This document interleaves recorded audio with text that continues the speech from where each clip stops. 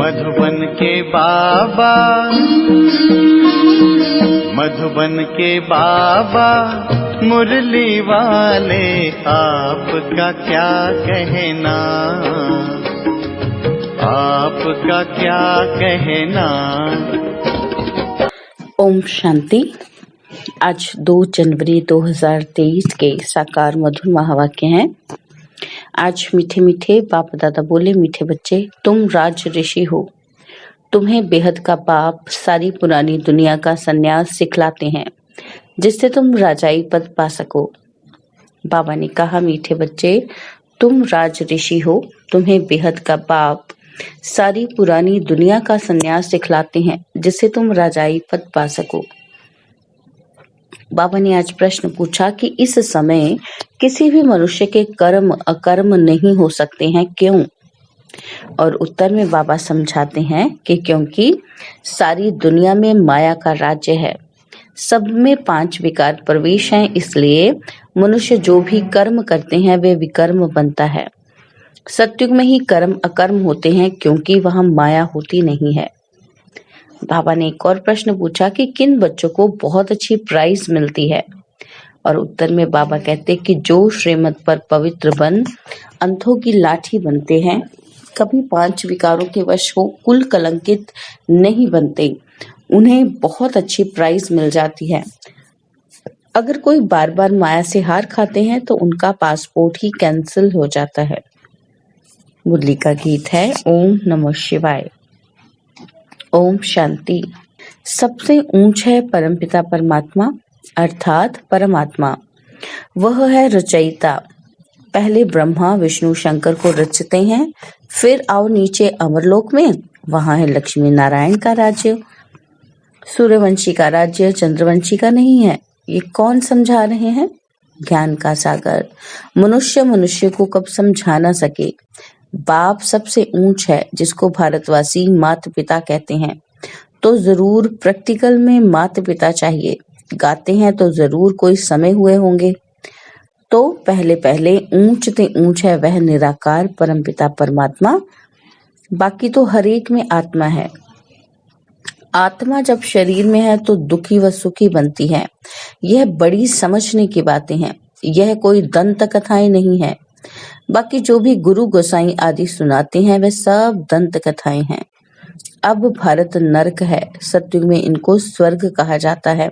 लक्ष्मी नारायण राज्य करते थे, वहां सब सौभाग्यशाली रहते थे, कोई दुर्भाग्यशाली थे ही नहीं, कोई भी दुख रोग था ही नहीं।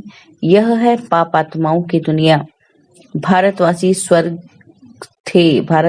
स्वर्गवासी थे। लक्ष्मी नारायण का राज्य था। श्री कृष्ण को तो सभी मानते हैं, देखो इनके 2 गोले दिए हैं। श्री कृष्ण की आत्मा कहती है, अब मैं नरक को लात मार रहा हूँ, स्वर्ग हाथ में ले आया हूँ। पहले कृष्णपुरी थी, अब कंसपुरी है।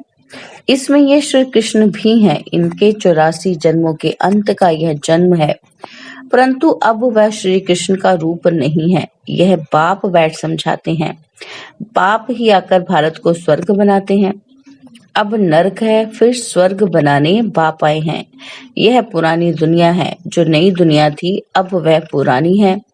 मकान भी नए से पुराना होता है, आखिरीन तोड़ने लायक हो जाता है।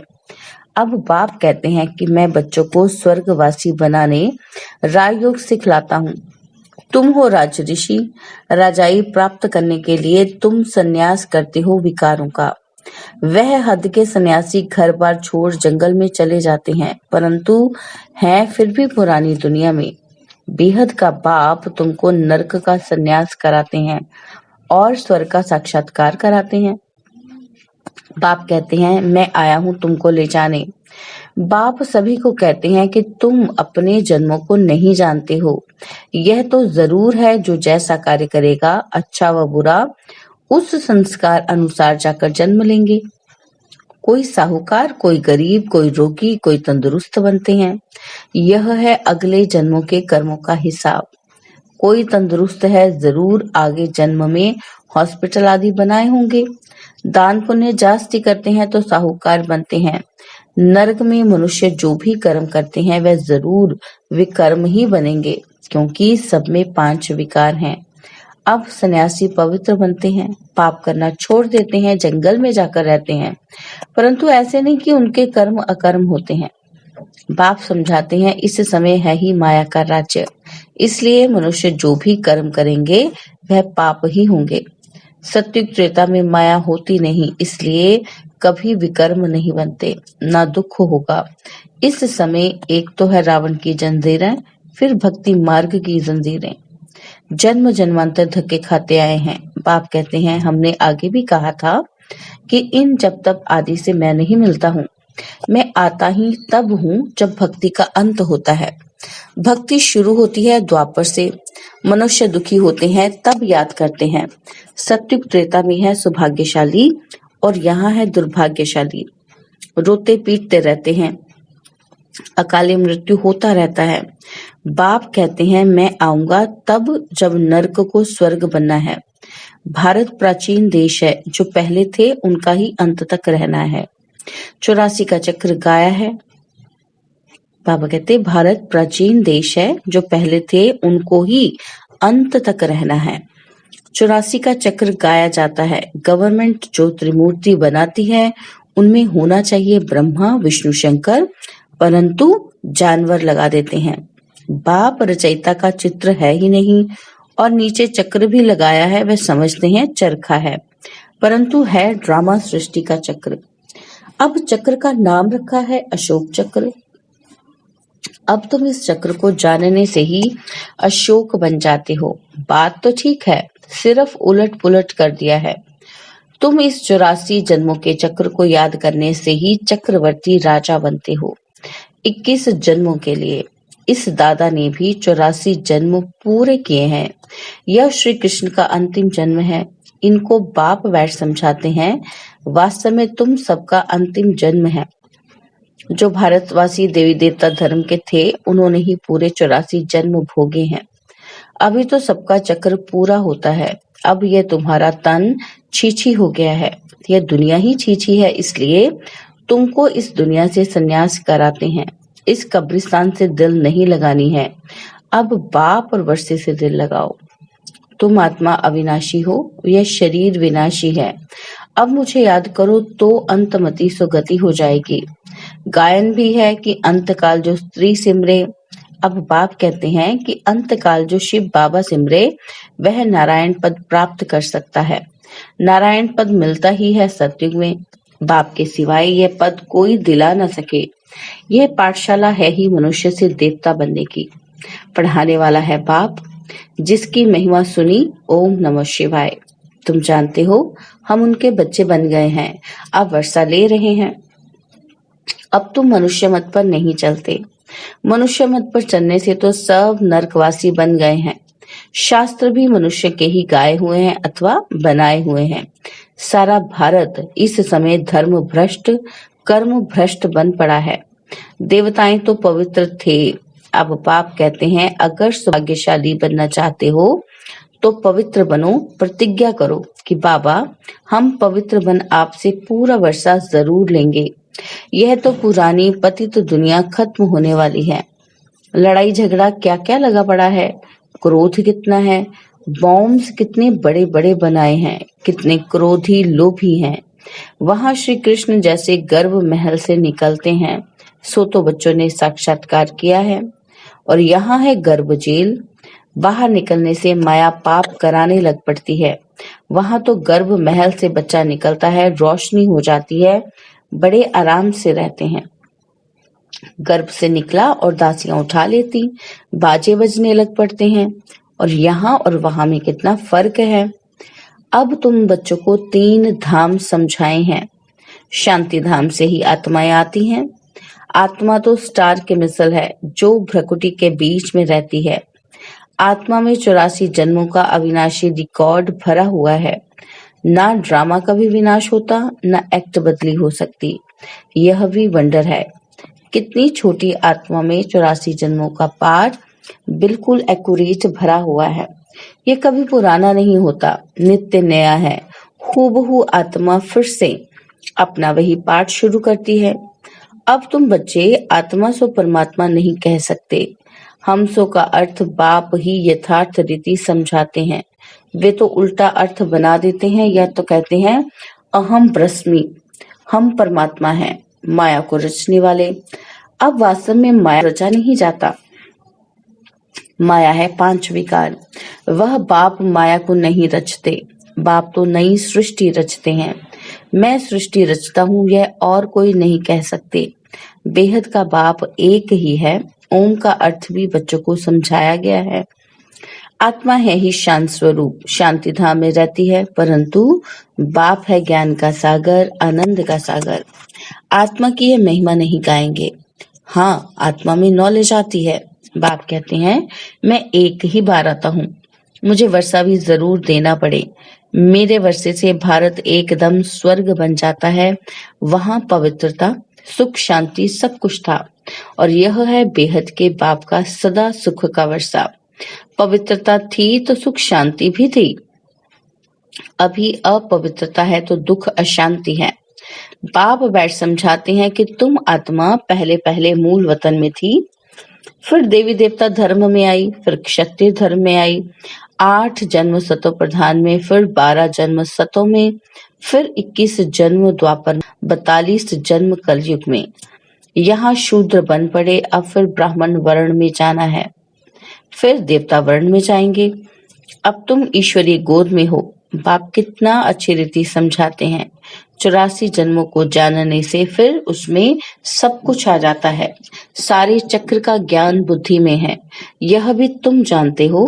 सत्युग में है एक धर्म, वर्ल्ड ऑलमाइटी अथॉरिटी राज्य। अब तुम लक्ष्मी नारायण पद पा रहे हो। सत्युग है पावन दुनिया, वहां बहुत थोड़े होते हैं, बाकी सब आत्माएं मुक्ति धाम में रहती हैं। सबका सदगति दाता एक ही बाप है, उनको कोई जानता ही नहीं, और ही कह देते हैं कि परमात्मा सर्वव्यापी है। बाप कहते हैं तुमको किसने कहा? कहते हैं गीता में लिखा हुआ है। तो गीता किसने बनाई? भगवानुवाच मैं तो इस साधारण ब्रह्मा तन का आधार लेता हूँ। लड़ाई के मैदान में एक अर्जुन को कैसे बैठ ज्ञान सुनाएंगे? तुमको कोई लड़ाई व जुआ आदि थोड़ी सिखाई जाती है। भगवान तो है ही मनुष्य से देवता बनाने वाला। वह कैसे कहेंगे कि जुआ खेलो, लड़ाई करो? फिर कहते द्रौपदी को 5 पति थे। ये कैसे हो सकता? कल्प पहले बाबा ने स्वर्ग बनाया था, अब फिर से बना रहे हैं। श्री कृष्ण के 84 जन्म पूरे हुए। यथा राजा रानी तथा प्रजा, सबके 84 जन्म पूरे हुए। अब तुम शूद्र से बदल ब्राह्मण बने हो। जो ब्राह्मण धर्म में आएंगे वही ममा बाबा कहेंगे। फिर भल कोई माने व ना माने। समझते हैं कि हमारे लिए मंजिल ऊंची है, फिर भी कुछ न कुछ सुनते हैं तो स्वर्ग में जरूर आएंगे, परंतु कम पद पाएंगे। वहां यथा राजा रानी तथा प्रजा सब सुखी रहते हैं। नाम ही है heaven. Heavenly god father heaven स्थापन करते हैं। ये है हेल। सब सीताओं को रावण ने जेल में बांध रखा है। सभी शोक में बैठ भगवान को याद कर रहे हैं कि इस रावण से छुड़ाओ। सत्युग है अशोक वाटिका। जब तक सूर्यवंशी राजधानी तुम्हारी स्थापन नहीं हुई है, तब तक विनाश नहीं हो सकता। राजधानी स्थापन हो, बच्चों की कर्मातीत अवस्था हो, तब वो फाइनल लड़ाई होगी। तब तक रिहर्सल होती रहती है। इस लड़ाई के बाद स्वर्ग के गेट खुलने वाले हैं। तुम बच्चों को स्वर्ग में चलने लायक बनना है। बाबा पासपोर्ट निकालते हैं। जितना जितना पवित्र बनेंगे, अंधों की लाठी बनेंगे, तो प्राइज भी अच्छी मिलेगी। बाबा से प्रतिज्ञा करनी है, मीठे बाबा हम आपकी याद में जरूर रहेंगे। मुख्य बात है पवित्रता की। 5 विकारों का दान जरूर देना पड़े। कोई हार खाकर खड़े भी हो जाते हैं। अगर 2-4 बारी माया का घूसा खाकर गिरा तो फिर नापास हो जाएगा, पासपोर्ट कैंसिल हो जाता है। बाप कहते हैं बच्चे कुल कलंकित मत बनो, तुम विकारों को छोड़ो, मैं तुमको स्वर्ग का मालिक अवश्य ही बनाऊंगा। अच्छा, मीठे मीठे सिकिलदे बच्चों प्रति माता पिता बाप दादा का याद प्यार और गुड मॉर्निंग। रूहानी बाप की रूहानी बच्चों को नमस्ते। हम रूहानी बच्चों की रूहानी बाप दादाजी को दिलबाजान सिकवा प्रेम से नमस्ते। ओम शांति। प्यारे बाबा, मीठे बाबा, मेरे बाबा, शुक्रिया बाबा, शुक्रिया बाबा, शुक्रिया बाबा। धारणा के लिए मुख्य सार है। पहला पॉइंट है, सौभाग्यशाली बनने के लिए बाप से पवित्रता की प्रतिज्ञा करनी है। इस छीछी पतित दुनिया से दिल नहीं लगानी है। और दूसरा पॉइंट है, माया का घूसा कभी नहीं खाना है, कुल कलंकित नहीं बनना है, लायक बन स्वर्ग का पासपोर्ट बाप से लेना है। बाबा ने आज वरदान दिया, मन को बिजी रखने की कला द्वारा व्यर्थ से मुक्त रहने वाले सदा समर्थ स्वरूप भव। मन को बिजी रखने की कला द्वारा व्यर्थ से मुक्त रहने वाले सदा समर्थ स्वरूप भव। जैसे आजकल की दुनिया में बड़ी पोजीशन वाले अपने कार्य की दिनचर्या को समय प्रमाण सेट करते हैं, ऐसे आप जो विश्व के नव निर्माण के आधारभूत हो, आधार मूर्त हो, बेहद ड्रामा के अंदर हीरो एक्टर हो, हीरे तुल्य जीवन वाले हो, आप भी अपने मन और बुद्धि को समर्थ स्थिति में स्थित करने का प्रोग्राम सेट करो। मन को बिजी रखने की कला संपूर्ण रीति से यूज करो तो व्यर्थ भी अपसेट नहीं होंगे। स्लोगन है, ड्रामा के हर दृश्य हर्षित रहो तो कभी अच्छे बुरे की आकर्षण में नहीं आएंगे। ड्रामा के हर दृश्य को देख हर्षित रहो तो कभी अच्छे बुरे की आकर्षण में नहीं आएंगे। ओम शांति। और अब यह एक बहुत अच्छी वीडियो भी जरूर देखें।